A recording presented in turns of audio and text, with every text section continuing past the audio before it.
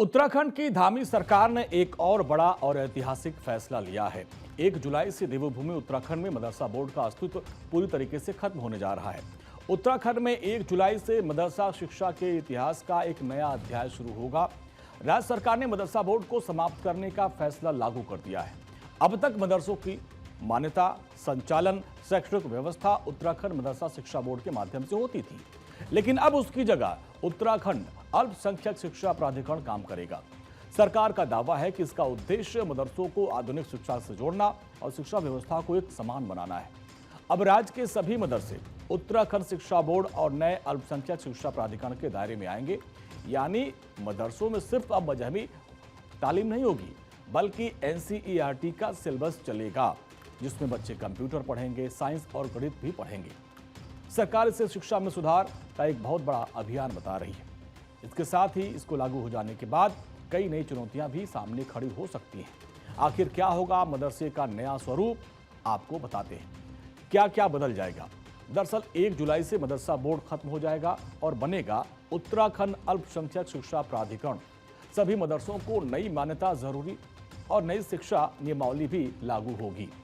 राज्य में इस समय 452 पंजीकृत मदरसे संचालित हैं और इन सभी मदरसों को अब नई व्यवस्था के तहत रजिस्ट्रेशन कराना होगा।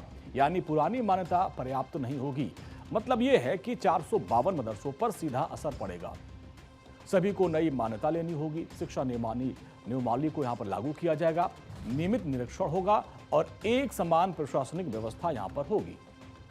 अब मदरसों में क्या पढ़ाया जाएगा वो भी आप जान लीजिए। NCERT की आधारित पाठ्यक्रम, जिसमें विज्ञान, गणित, अंग्रेजी, हिंदी, सामाजिक विज्ञान, आधुनिक शिक्षा पर जोर दिया जाएगा। नई शिक्षा नियमावली केवल मुस्लिम समुदाय तक सीमित नहीं है। उत्तराखंड अल्पसंख्यक शिक्षा प्राधिकरण के तहत मुस्लिम, ईसाई, सिख, बौद्ध, जैन और पारसी समुदाय के शैक्षणिक संस्थान भी इसमें शामिल होंगे। यानी ये केवल मदरसों तक सीमित नहीं रहेगा, बल्कि सभी अल्पसंख्यक शिक्षण संस्थानों के लिए एक साझा नियामक व्यवस्था है। मुख्य रूप से जितने भी यहाँ अल्पसंख्यक समुदायों के बच्चे हैं, उनको जो हमारी उत्तराखंड एजुकेशन की जो व्यवस्था है, उसके व्यवस्था के मुख्य धारा में और मुख्य जो धारा की जो शिक्षा की गंगा है, उसमें प्रवाहित करना है। और साथ में ये शिक्षा की जो गंगा बहेगी, इसके साथ साथ वो अपने धार्मिक जो उनकी व्यवस्था है, उनके अधिकार है, वो अधिकार का भी जो है संरक्षित करना। ये दोनों एक हाइब्रिड मॉडल है जो उत्तराखंड द्वारा पहली बार पूरे भारत में इस प्रकार की व्यवस्था संविधान के जो व्यवस्था है उसके अनुरूप की गई है।